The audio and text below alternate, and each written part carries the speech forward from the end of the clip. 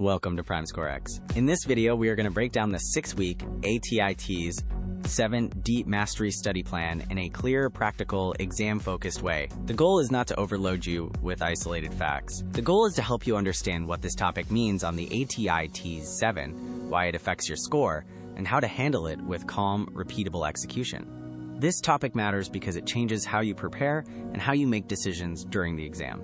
A 6-week plan gives space to build foundation, strengthen weak domains, develop pacing, and stabilize scores before test day.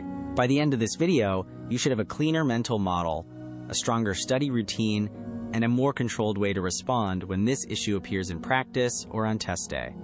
Start with the essential facts. 6 weeks allows deeper content repair. Weak sub-content areas can receive repeated cycles.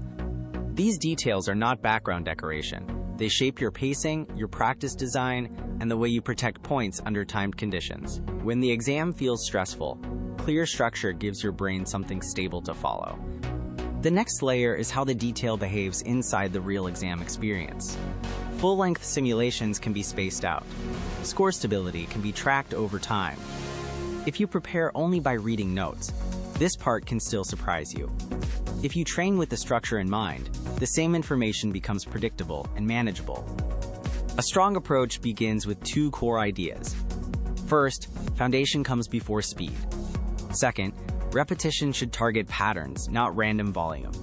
These ideas keep you from treating the TEAS like a random collection of questions. Instead, you start to see a system, what the test is asking, how the clock changes behavior, and where students usually lose easy points. There is also a useful contrast to remember. Stamina must be trained gradually. Final readiness depends on stability across sets. The weaker version feels busy but does not always raise your score. The stronger version creates evidence.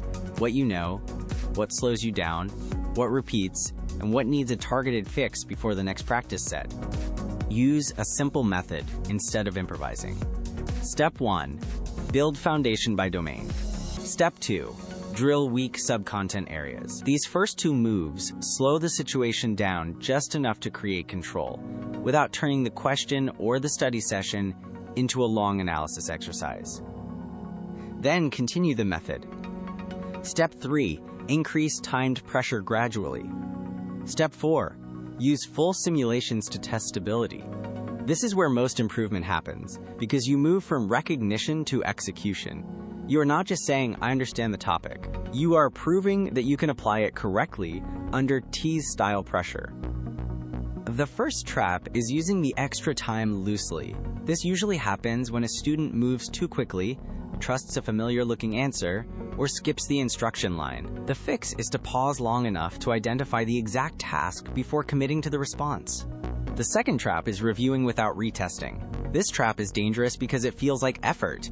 You may be reading, calculating, or reviewing, but not in a way that changes the answer. A better move is to define the decision, make the best supported choice, and protect the rest of the section. Practice should be measurable. Begin with content repair sessions. Do not simply ask whether the material feels familiar. Ask what your performance shows: accuracy, time control, mistake type, and whether the same weakness appears again after review. Next, add realism with targeted drill cycles. Timed practice changes your behavior in ways untimed practice cannot. It reveals where you overthink, where you rush, and where your process breaks when the question is not presented exactly the way you expected. The third practice move is section timing blocks. Pattern tracking is what turns mistakes into strategy. If you miss one question, that is a result.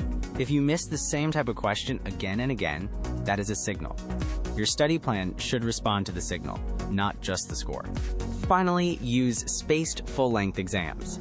Retesting is important because review can create a false feeling of mastery. The real question is whether you can apply the fix later with a new question without seeing the answer first. That is when learning becomes score movement. When you review, name the exact error. One common issue is avoiding full-length practice until too late. Do not write a vague note like, I need to study more. Write the real cause. Was it timing, vocabulary, unit control, evidence sequence, calculation, or misreading the prompt? Specific errors create specific fixes. Another common issue is mistaking familiarity for mastery. The solution is not to feel bad about the miss. The solution is to replace the habit. Create one rule you will use next time. Then test that rule on a small set of new questions before moving on to a full section. Here is the memory cue: foundation, drills, pacing, stability. Keep it short enough to use during practice and during the exam. A good cue does not explain everything. It points your attention to the next right action when time pressure, fatigue, or uncertainty starts to build. The final takeaway is this: deep mastery means the skill holds under pressure. If you make the process repeatable, the topic becomes less intimidating and much more useful. Do not chase perfection in one question. Build a system that protects points across the entire exam. Study smarter. Score your best,